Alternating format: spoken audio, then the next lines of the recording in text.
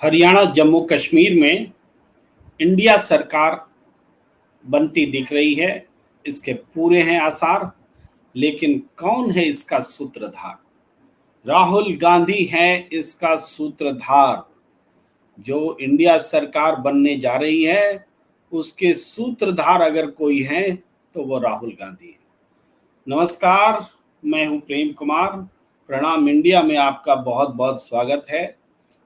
अब जो दो राज्यों के चुनाव हो रहे थे उसमें वोटिंग की प्रक्रिया दोनों राज्यों में पूरी हो गई।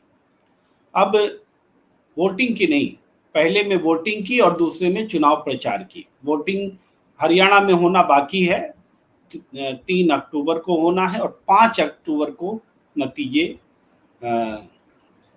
8 अक्टूबर को नतीजे आएंगे। क्षमा कीजिए, 5 अक्टूबर को वोटिंग होना है और 8 अक्टूबर को नतीजे आएंगे। तो ये जो है चुनाव प्रचार सब जगह खत्म हो गया। वोटिंग होनी बाकी है हरियाणा में, और जम्मू कश्मीर में जो वोटिंग हुई उसके भी नतीजों का हम आकलन करेंगे, और हरियाणा में जो वोटिंग होने जा रही है उसके पैटर्न का भी हम आकलन करेंगे। लेकिन सबसे पहले हम हरियाणा के पर आकलन करेंगे, हरियाणा की बात करेंगे, जहां जो आसार नजर आ रहे हैं। आज की चर्चा में हरियाणा से बात करने के लिए हम अपने साथ जोड़ रहे हैं वीरेंद्र फोगाट जी को। मीडिया के क्षेत्र में बड़े जानकार हैं, दखल रखते हैं, पल पल की जानकारी होती है। आपका बहुत बहुत स्वागत है वीरेंद्र फोगाट जी। और नमस्कार सर, नमस्कार। आपके दर्शकों को भी मेरा प्रणाम जी। यहाँ हम आपका स्वागत करते हुए एक बात कह रहे कि जम्मू कश्मीर में भी चुनाव हुए, वहां वोटिंग भी हो गई। हरियाणा में एक फेज बाकी है कि वोटिंग होना बाकी है, लेकिन चुनाव प्रचार खत्म हो गया। अब हमारा जो आकलन है, जिस हिसाब से जिस विषय पर हम बैठे हैं कि हरियाणा हो या जम्मू कश्मीर, इंडिया की सरकार बनने जा रही है और इसके सूत्रधार कौन है? सूत्रधार राहुल गांधी है।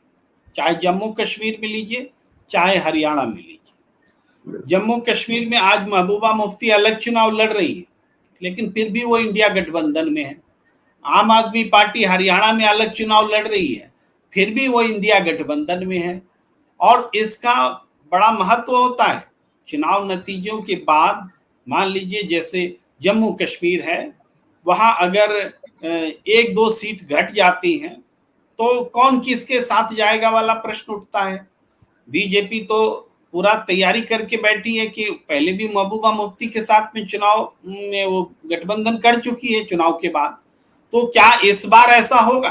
तो इसको डिफ्यूज कर दिया है राहुल गांधी ने इंडिया गठबंधन बना करके कि बीजेपी को एलआई नहीं मिलेगा, चाहे जम्मू कश्मीर हो चाहे हरियाणा हो, जो हालात हैं। और एलआई मिलने के लिए कुछ उतनी सीटें भी होनी चाहिए जिससे कि एलआई आकर्षित हो, सहयोगी दल आकर्षित हो। तो न जम्मू कश्मीर में ऐसे हालात दिखते हैं, न हरियाणा में ऐसे हालात दिखते हैं। हम जम्मू कश्मीर पर चर्चा करेंगे, लेकिन पहले आपके साथ हरियाणा पर करना चाहते हैं कि हरियाणा में जो आप पूरे चुनाव को राहुल गांधी को सूत्रधार समझते हुए कैसे आप देखते हैं कि राहुल गांधी नहीं होते तो चुनाव नतीजे ऐसे नहीं आते, राहुल गांधी आ गए तो इन्होंने चुनाव नतीजे को इस तरह से पलट दिया। ये जो बात है इसके बारे में हम आपसे राय लेना चाहते हैं, जो दर्शकों के सामने आना चाहते हैं। जी देखिए प्रेम जी, जैसा आपका जो प्रोग्राम है इसका जो शीर्षक है कि हरियाणा और जम्मू कश्मीर में इंडिया सरकार राहुल सूत्रधार, ये राहुल गांधी ने अपनी जो है राजनीतिक सूझबूझ से और नीतियों से साबित कर दिया है। आप ये देखिए कि जिस तरह से उन्होंने नेशनल कॉन्फ्रेंस के साथ जो है उधर समझौता किया कि किसी तरह भी जो है वो वोट जो है वो बंटना नहीं चाहिए, डिवाइड नहीं होना चाहिए। और पीडीपी के साथ भी चलो उनका गठबंधन नहीं हो पाया, लेकिन कोई इस तरह की बयानबाजी इस तरह की नहीं की गई। और दूसरा देखिए, जम्मू कश्मीर का चुनाव तो एक तारीख को हो चुका, अब हरियाणा में चुनाव में तो थोड़ा सा क्या कि हरियाणा में व्यस्तता होने के कारण हरियाणा के बारे में ज्यादा बात करूंगा। आप ये देखिए, हरियाणा में राहुल गांधी ने जिस तरह से आइसिंग ऑन द केक, जिस तरह से भारतीय जनता पार्टी के 10 साल का जो विरोध था हरियाणा में, उस जनता को जो है एक आवाज और मुखर रूप से दी है, और उनको जो है पूरे इंडिया गठबंधन के लोगों को कोशिश की है उन्होंने। देखिए, हरियाणा में जब अमेरिका गए राहुल गांधी, उससे पहले आम आदमी पार्टी के साथ भी वो जो है एक कोशिश, उन्होंने कहा था कि लोकल लीडरशिप आम आदमी पार्टी से बात करे, लेकिन वो सीट शेयरिंग के ऊपर जो है वो बात नहीं हो पाई, लेकिन उनकी कोशिश फिर भी थी। और आज हरियाणा में देखिए 89 सीटों पे कांग्रेस चुनाव लड़ रही है। एक मार्क्सवादी कम्युनिस्ट पार्टी का उम्मीदवार भिवानी में कामरेड ओम प्रकाश जो है वो इंडिया गठबंधन के तहत जो है वहां से चुनाव लड़ रहे हैं, बाकायदा सीपीएम के निशान पर। और उसके बाद देखिए कि हरियाणा में किस तरह से राहुल एंट्री करते हैं, और जिससे शैलजा और हुड्डा के बीच में तनातनी और तनाव की खबरें भारतीय जनता पार्टी के लोगों ने फैलाई, या उनका जो समर्थक मीडिया उसने फैलाई, उसमें छोटा मोटा मनमुटाव या कोई किसी सीट को लेके मतभेद हो सकता है, पार्टियों में रहता है, ये लोकतांत्रिक पार्टियों में ये होना भी चाहिए कि अपनी बात रख सके आदमी। तो उसको देखिए, उन्होंने जो है रैली में नारायणगढ़ की में उन्होंने शैलजा जी का और हुड्डा जी का हाथ पकड़ के और अपना हाथ ऊपर रख के वो एक मैसेज बिल्कुल क्लियर दे दिया है। और जिस तरह से राहुल गांधी संविधान की कॉपी को लेके जातीय जनगणना की बात करते हैं, आरक्षण को बचाने की बात करते हैं, और दलित, पिछड़ी और बैकवर्ड जितने भी लोग हैं या जो अति पिछड़ी जातियां, उनके लिए आरक्षण की सीमा तोड़ने की भी बात करते हैं वो, कि हम 50% से ज्यादा उसको बढ़ा सकते हैं। तो इन सारी बातों ने, और जिस तरह से उन्होंने 30 तारीख से और 3 तारीख तक जो हरियाणा में जनसभाएं इंटीरियर में घुस के करने का काम किया, और पूरी पार्टी को जो है इस मजबूत स्थिति में पहुंचा दिया है कि हरियाणा के बीजेपी से त्रस्त लोग के लिए एक ऐसा विकल्प खड़ा कर दिया है कि जो बाकी दल हैं वो लगभग निरापद हो गए हैं, उनकी तरफ जो है कोई देख भी नहीं पा रहा है। वो आज स्थिति ऐसी है कि सीधे सीधे जो है कांग्रेस जो है भारतीय जनता पार्टी को चुनौती देती नजर आ रही है, और इसमें राहुल गांधी का जो योगदान है वो अवश्य जो है बिल्कुल इतिहास में लिखा जाएगा, और जनता देख भी रही है इसको। जी, मैं एक बात को थोड़ा प्रश्न के रूप में आने से पहले थोड़ी सी व्याख्या करते हुए आता हूं कि राहुल गांधी ने भारत जोड़ो यात्रा के दौरान 2 बार हरियाणा में एंट्री की, एक पानीपत के रास्ते से और दूसरा हमें लगता है, मैं थोड़ा भूल रहा हूं, एक और दूसरे रास्ते से, शायद मेवात के ही रास्ते से, हाँ मेवात के इलाके से, फरीदाबाद की तरफ से, उधर से। जी जी, हाँ, दो जगह हरियाणा से का जो हिस्सा, बिल्कुल जी, और दोनों का अपना महत्व है। इसके बाद इस चुनाव के दौरान राहुल गांधी ने बीजेपी के गढ़ जीटी रोड में हमला बोला, राजनीतिक रूप से चुनाव आक्रामक चुनाव प्रचार के जरिए, और फिर अहीर के इलाके में भी आखिरी दिन तो वहीं पर जम गए।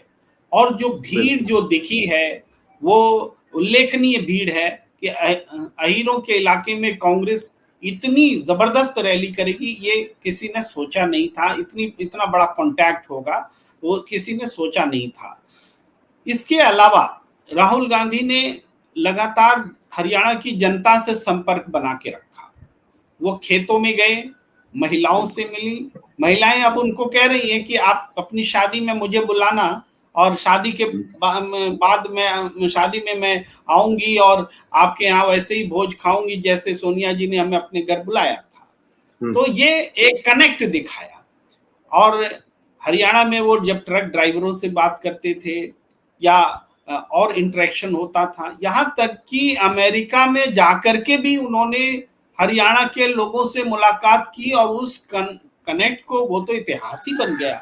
जो डंकी रूट के रास्ते हमने तो देखा कि राजनीति में राहुल गांधी ने कांग्रेस के लिए रूट बना दिया हरियाणा में, डंकी रूट के रास्ते, डंकी रूट के माध्यम से उन्होंने पूरे हरियाणा का और हरियाणा को बर्बादी की ओर ले जाने में बीजेपी की सरकार का चित्रण करके रख दिया कि कैसे बेरोजगारी में नंबर 1 हरियाणा बना है और उसके दुष्परिणाम क्या हो रहे हैं।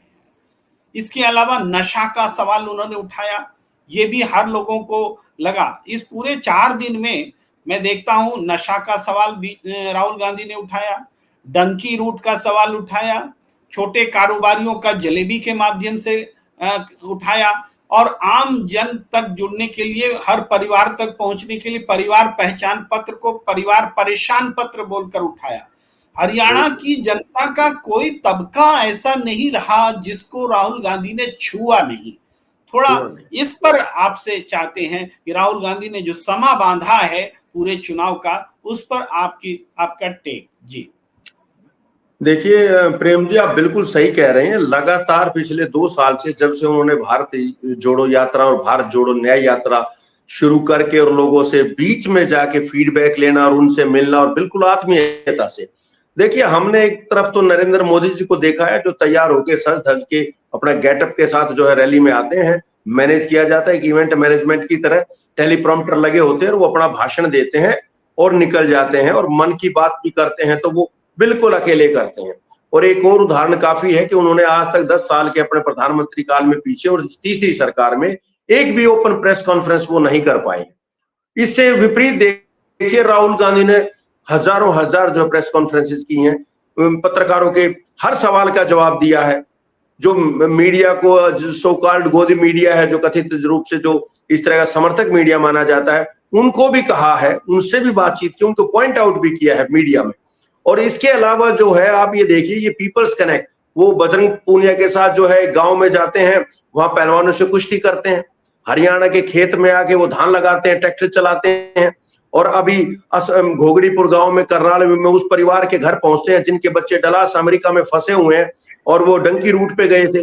देखिए डंकी रूट के ऊपर मुझे एक बात याद आई कि राजकुमार हिरानी ने एक जो डंकी फिल्म बनाई थी, मुझे ऐसा लगता है राहुल गांधी का वो 12-13 मिनट का वीडियो जो डलास से लेके अमेरिका यात्रा से ले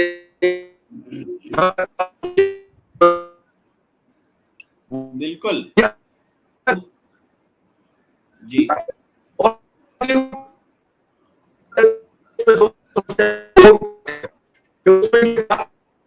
आपकी आवाज थोड़ी गड़बड़ा रही है, नेटवर्किंग इशू हो रहा है। थोड़ा सा आपको रोकते हुए आप जो बात करना चाहते हैं उनको मैं शब्दों में बयां करता हूं। आप कहना चाह रहे हैं कि जो फिल्म बनी, उस फिल्म का जो संदेश जनता में गया, उससे बड़ा और व्यापक संदेश 13 मिनट की वीडियो में राहुल गांधी ने दे दिया।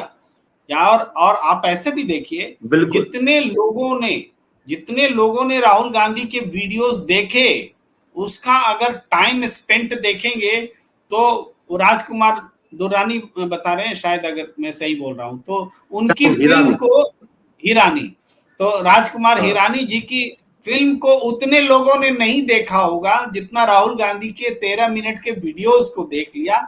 ये बात आप कहना चाह रहे थे। अब आपका कनेक्शन भी ठीक है, आप अपनी बात जारी रखिए। जी हाँ सर, मैं यही कहना चाहता था। उन्होंने उस डंकी रूट के माध्यम, देखिए जिस इलाके की उन्होंने बात की है वो जीटी रोड की बेल्ट है, उसमें करनाल है, पानीपत से नेक्स्ट ही करनाल है, कुरुक्षेत्र है, अंबाला है, साथ में लगता हुआ जो कैथल है, ऊपर पंचकुला और कालका। ये इलाके ऐसे हैं जो पंजाब को टच करते हैं, तो पंजाब की कल्चर का वहां बहुत प्रभाव है। तो वहां जो एक दूसरा जलंधर बना हुआ है, आप उस इलाके में जाएंगे तो आप हैरान हो जाएंगे। वहां छोटे छोटे कस्बों में, गांव में और शहरों में विदेश जाएं, वीजा पाएं, स्टूडेंट वीजा, विदेशों में सेट होने के लिए इतने दुनिया भर की एजेंसीज खुली हुई हैं, इतने एजेंट बैठे हुए हैं। वो उसको बताने के लिए काफी है कि हरियाणा में बेरोजगारी की समस्या कितनी है। लोग अपनी जमीन बेच बेच के वहां जा रहे हैं, और जमीन आदमी कब बेचता है? जब खेती घाटे का सौदा बन जाए।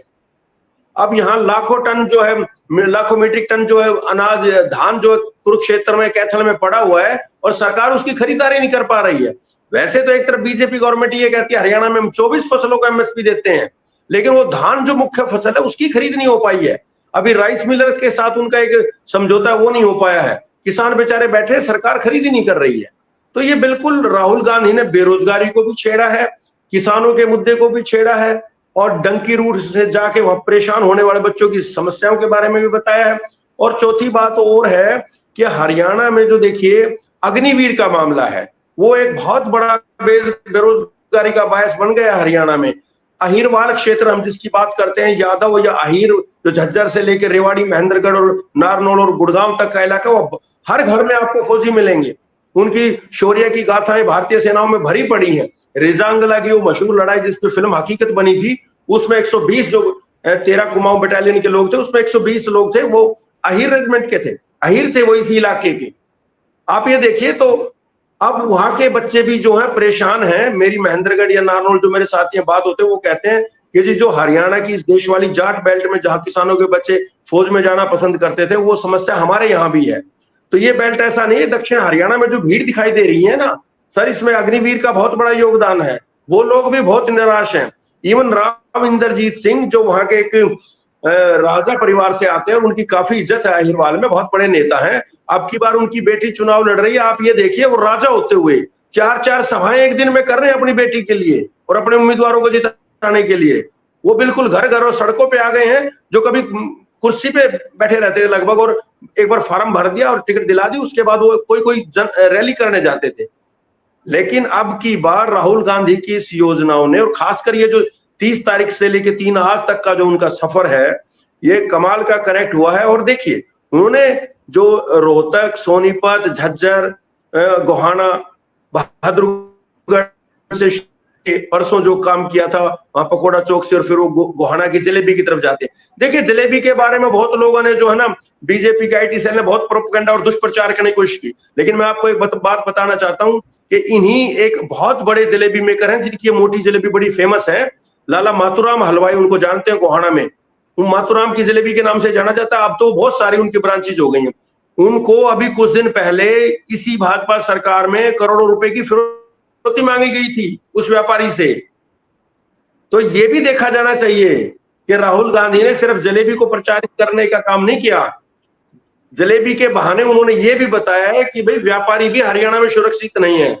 हरियाणा सरकार या भारतीय जनता पार्टी उस पर कोई जवाब नहीं दे पाई है कि आज तक वो रंगदारी मांगी गई या फिरौती मांगी गई जलेबी के व्यापारी से। उसके बारे में अब तो कोई गिरफ्तारी और कुछ इस तरह का प्रोग्राम कुछ हुआ नहीं है सरकार की तरफ से। तो जलेबी को बदनाम करने से कुछ नहीं होने वाला। प्रोपेगेंडा जो है अब राहुल गांधी ने बिल्कुल ध्वस्त कर दिया है, चाहे वो अग्निवीर है, चाहे आप ये लगा लीजिए। देखिए वो हर एक खास बात है राहुल गांधी कि जब से 2-3 साल से वो लगातार हर मुद्दे पर अडिग है। अडानी के ऊपर वो लगातार अटैक कर रहे हैं। उन्होंने आज भी कहा है महेंद्रगढ़ में कि अग्निवीर योजना का जो पैसा है, जो आपकी पेंशन का पैसा है या आपकी जो छोटी नौकरी करके जो पैसा बचाया गया, वो अडानी डिफेंस नाम की जो अडानी की कंपनी, उसको दिया जा रहा है। आज भी उन्होंने अडानी पर अटैक किया है।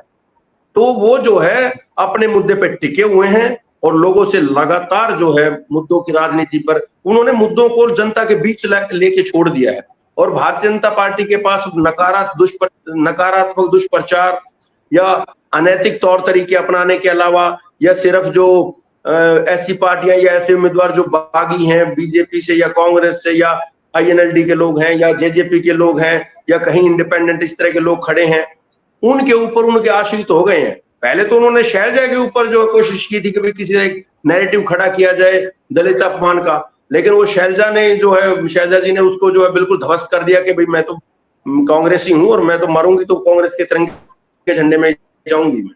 और उसके बाद आज जो हुआ है, आप ये देखिए अशोक तंवर जो हरियाणा के पूर्व प्रदेश अध्यक्ष भी रहे कांग्रेस के, 3-4 पार्टी, आम आदमी पार्टी, तृणमूल कांग्रेस, आम आदमी पार्टी, भारतीय जनता पार्टी, फिर वापस कांग्रेस में आए। तो ये भी एक मैसेज जो है, देखिए अब चुनाव प्रचार तो खत्म हो गया, लेकिन ये डेंट बहुत बड़ा पड़ेगा, क्योंकि भारतीय जनता पार्टी ने कभी ये नहीं कहा कि भाई हम अशोक तंवर को मुख्यमंत्री बनाएंगे। हरियाणा कांग्रेस में तो वो बात करते रहे कांग्रेस में शैलजा को बनाया जाए, लेकिन उन्होंने कभी तंवर को प्रोजेक्ट नहीं किया। अब वही तंवर साहब जो है कांग्रेस में आ गए हैं। अब ये सोचिए कि दलित वोटर्स पे इसका कितना फर्क पड़ेगा। और हरियाणा में दलित बहुत मात्रा में, जिस क्षेत्र में मैं रहता हूं, जो रोहतक, झज्जर, सोनीपत, भिवानी के पास का जिसको जाट बेल्ट कहते हैं और जो है देशवाली बेल्ट कहते हैं, जहां जो है दलितों की संख्या जाटों के बाद दूसरे नंबर पे आती है ज्यादातर सीटों पे। मान लीजिए किसी कंस्टिट्यूएंसी में लगभग 2 लाख वोट है और वहां 1 लाख जाट है या 80,000 जाट वोटर्स हैं, तो वहां 30, 40, 50 हजार तक दलित वोटर है। और ये डीजे कॉम्बो जो लोकसभा में बहुत काम किया है, इसने दलित और जाट का कॉम्बो, ये फिर से इंटैक्ट हो गया कांग्रेस के पक्ष में। और ओबीसी वर्ग भी ज्यादा खुश नहीं है।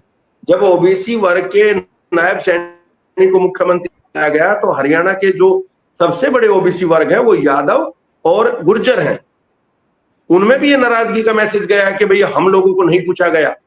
तो ये जाति पाति का जो समीकरण भारतीय जनता पार्टी ने बैठाने की कोशिश की थी हरियाणा में, वो नैरेटिव तो राहुल गांधी ने अपने संविधान की कॉपी और आरक्षण की सीमा बढ़ाना, जातीय सर्वेक्षण, जातीय जनगणना, तो ये और शैलजा, इन सब लोगों ने इसको ध्वस्त कर दिया। और आइसिंग ऑन द केक ये है कि लोकसभा चुनाव के बाद ही कांग्रेस के पक्ष में हरियाणा में माहौल था और राहुल गांधी ने उसको आके जो बिल्कुल वो कहते हैं कि मजबूत कर दिया है, इतना मजबूत कर दिया है कि अब बीजेपी के पास नेगेटिव प्रचार, व्यक्तिगत लांछन या आरोप लगाने के अलावा कुछ बचा नहीं है।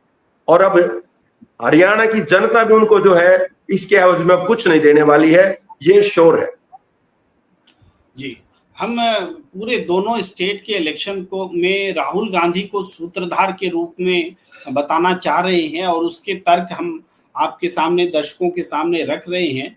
उसमें जो जो बातें भी चर्चा में आई हैं, आप देखिए अशोक तंवर को भूपेंद्र हुड्डा जी ने एक तरह से वो इस स्थिति में ला दिया था कि उनको कांग्रेस छोड़ना पड़ा था।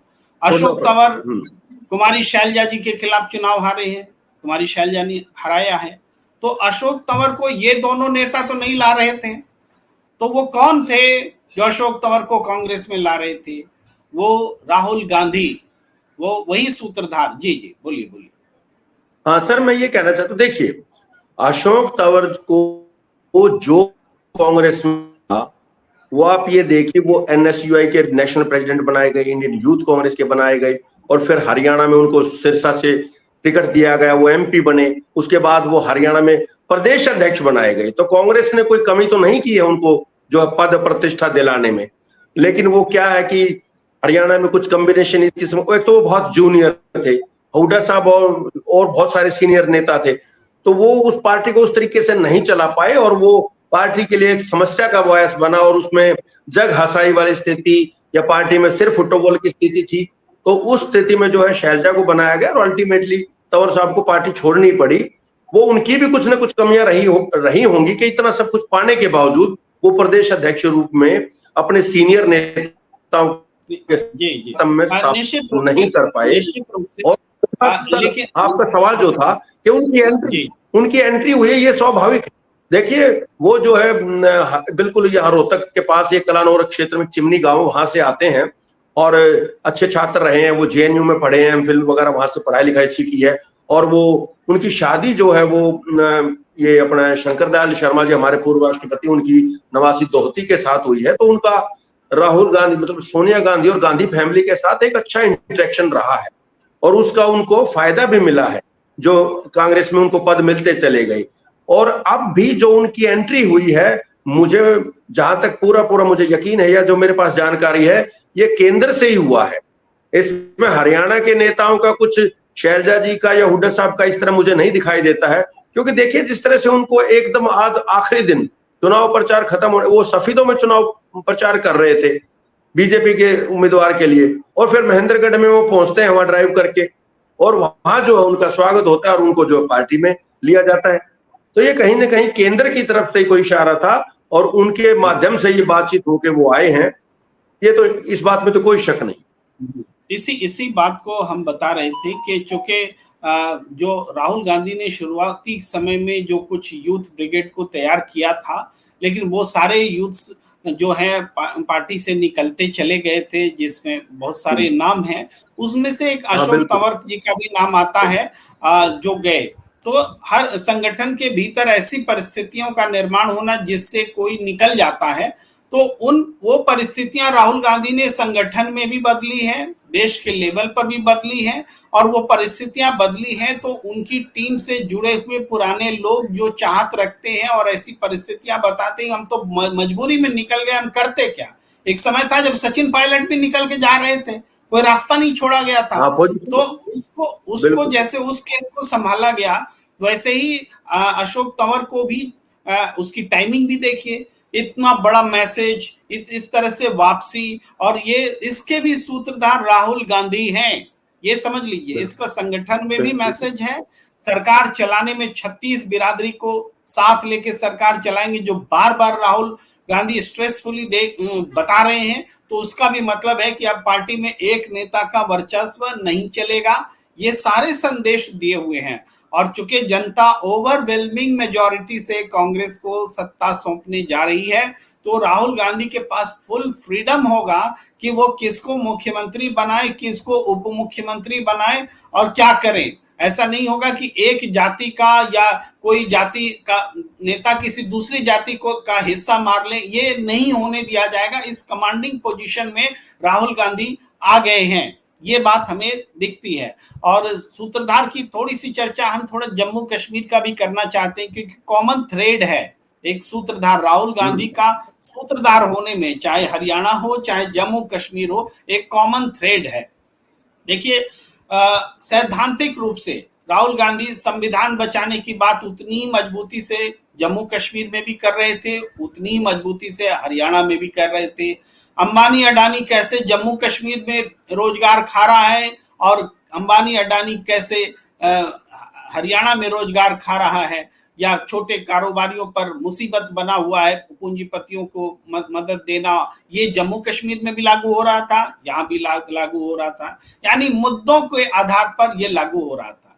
इसके अलावा एक कॉमन थ्रेड पकड़ा जम्मू कश्मीर में राहुल गांधी ने, वो 370 और 35 के चक्कर में नहीं पड़े कि लाना है कि हटाना है, उस चक्कर में ही नहीं पड़े। जबकि बीजेपी ने बार बार कांग्रेस से पूछना चाहा, लेकिन कांग्रेस ने कहा हम स्टेटहुड वापस लेंगे और स्टेटहुड वापस देना पड़ेगा, बीजेपी सरकार दे, और नहीं देंगे तो हम उसको दिलाने के लिए सारा संघर्ष करेंगे, और उस पर भी नहीं हुआ तो हमारी सरकार आएगी तब हम स्टेटहुड देंगे। ये पूरा क्लियर कर दिया कि स्टेटहुड हमारा सबसे बड़ा मुद्दा है। उन्होंने स्टेटहुड को जम्मू कश्मीर में बड़ा मुद्दा बनाया, क्योंकि स्टेटहुड का मुद्दा जम्मू में भी उतना ही कारगर है जितना कश्मीर में कारगर है। यहाँ भी पॉलिटिक्स को वो अलाइन करने वाले थे, यानी नेशनल कॉन्फ्रेंस से अलायंस करके जम्मू में चुनाव लड़ना थोड़ा मुश्किल काम था, क्योंकि नेशनल कॉन्फ्रेंस 35 और 370 की बातें कर रही थी, उनका एक अतीत भी है। फिर भी राहुल गांधी ने सूत्रधार बन के इन सबको जोड़ा। इसके अलावा इंडिया गठबंधन में महबूबा मुफ्ती हैं।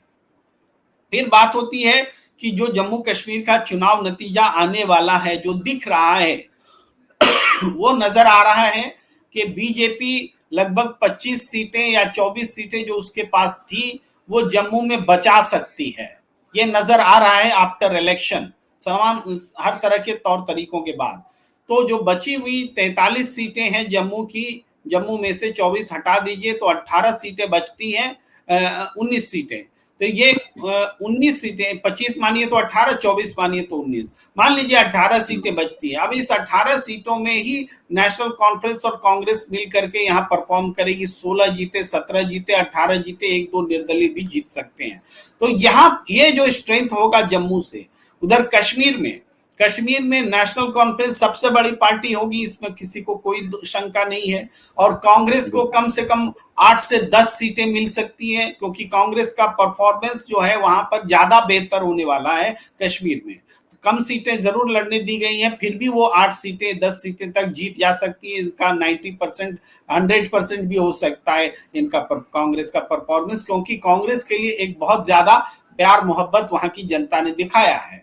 तो नेशनल कॉन्फ्रेंस और कांग्रेस मिल करके वही अगर 30 सीटें, 27 सीटें, 28 सीटें अगर वो जम्मू कश्मीर में अगर ये जीत जाते हैं, जिसके पूरे आसार हैं 47 मिनिमम, मैं मानकर चल रहा हूं जो कंडीशन है, तो उधर 28 और 18 46 सीटें हो जाती हैं, जिससे कि सरकार बनने के आंकड़े मिल जाते हैं।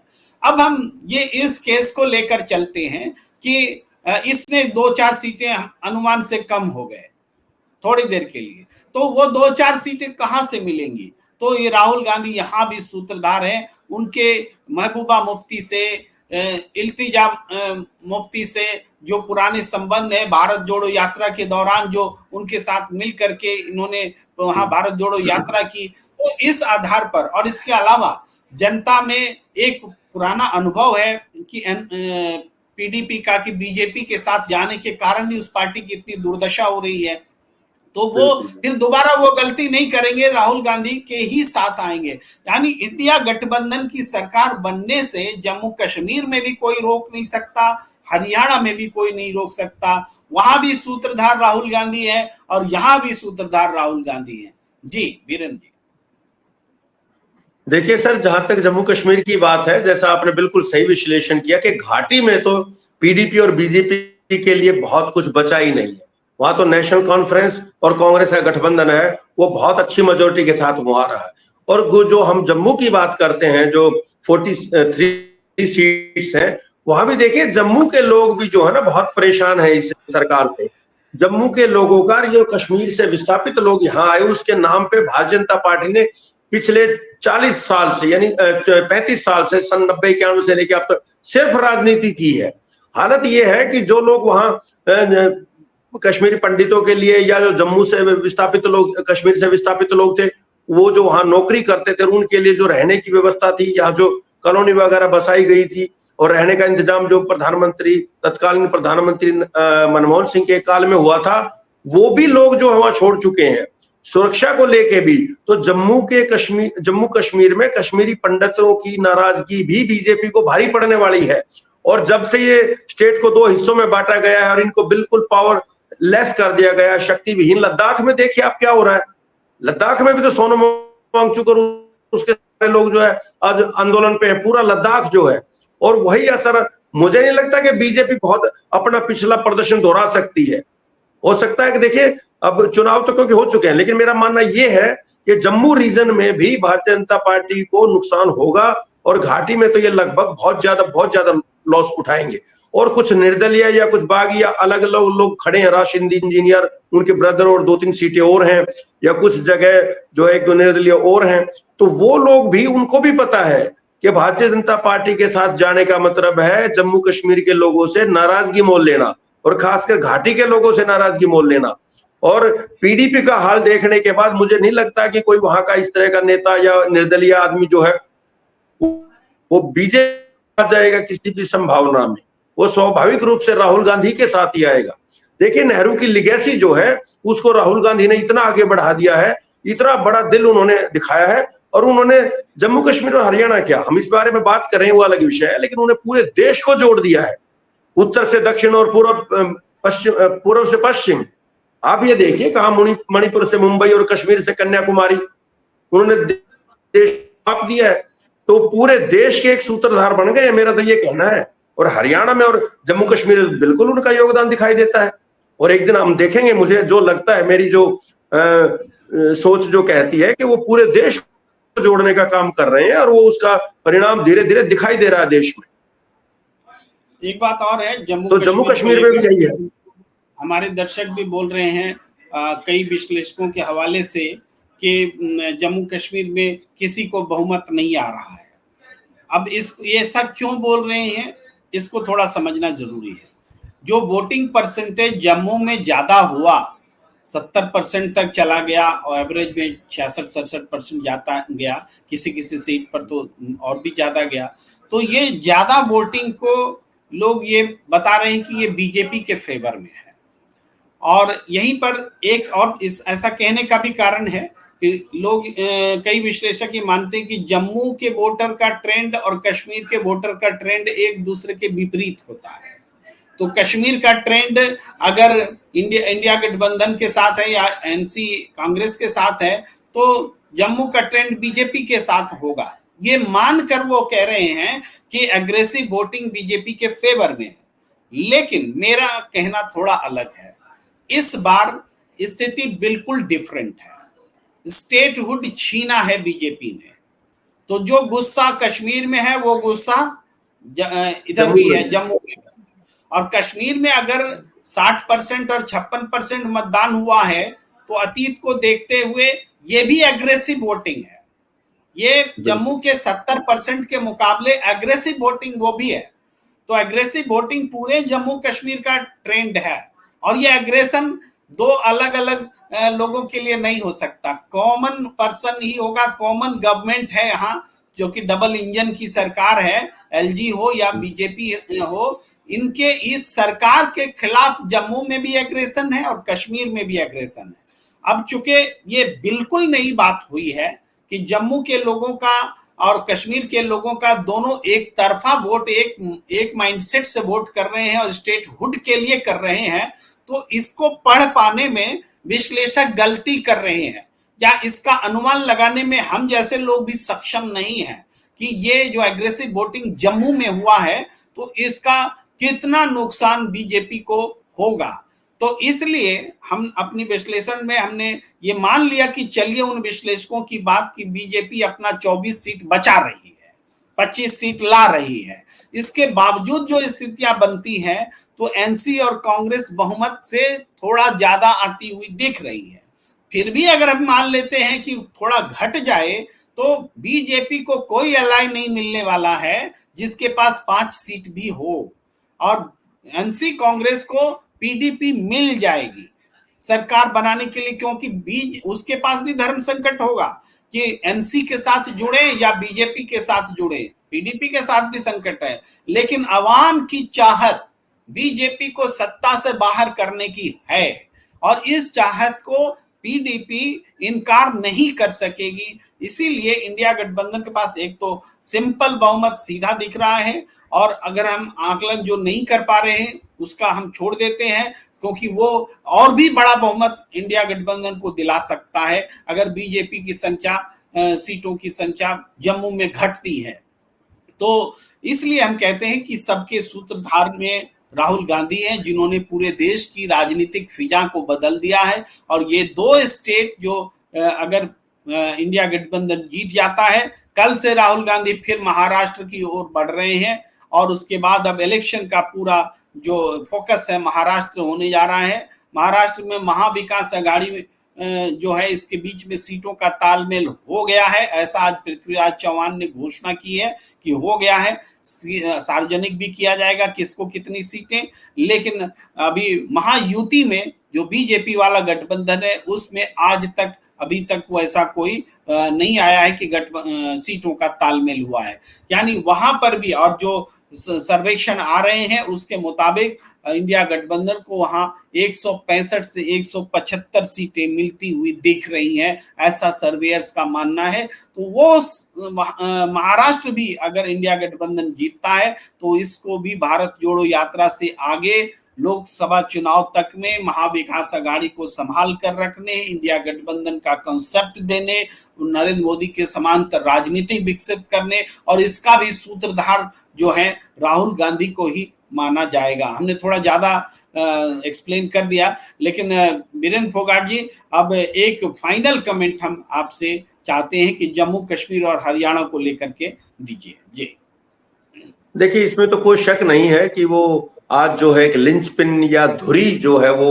इंडिया गठबंधन की जो राहुल गांधी बने हुए हैं, और उन्होंने लगातार जो है अपना जो एक दरिया दिली दिखाकर या बड़ा दिल दिखाकर सभी पार्टियों को, चाहे वो समाजवादी पार्टी हो, चाहे लालू प्रसाद यादव की जो है आरजेडी हो, या और छोटे दल हो, चाहे नेशनल कॉन्फ्रेंस हो, हरियाणा में चाहे कम्युनिस्ट पार्टी हो, आम आदमी पार्टी के साथ अकोमोडेट किया, हरियाणा में भी लोकसभा में एक सीट दी थी, तो उन्होंने वो तो साबित कर दिया है। और जिस राह पे वो चल पड़े हैं वो पूरे देश को जोड़ देंगे। और एक छोटी सी बात और कह के मैं अपना वक्तव्य खत्म करूंगा।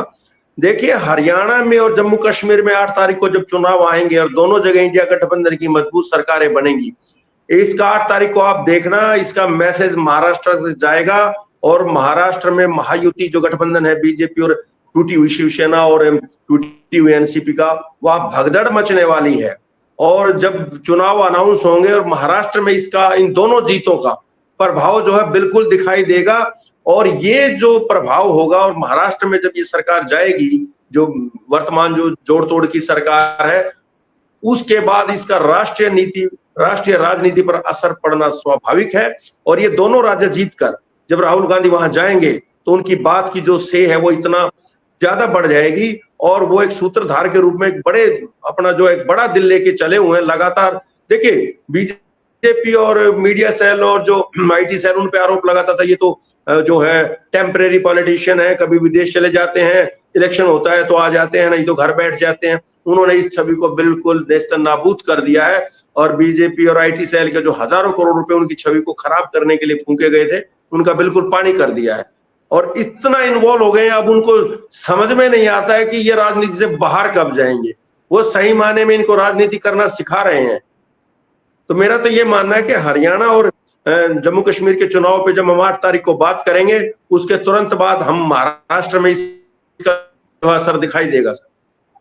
बिल्कुल दिखाई देगा। जी बिल्कुल, आप जो बात कह रहे हैं कि हरियाणा और जम्मू कश्मीर के चुनाव का असर महाराष्ट्र में दिखेगा।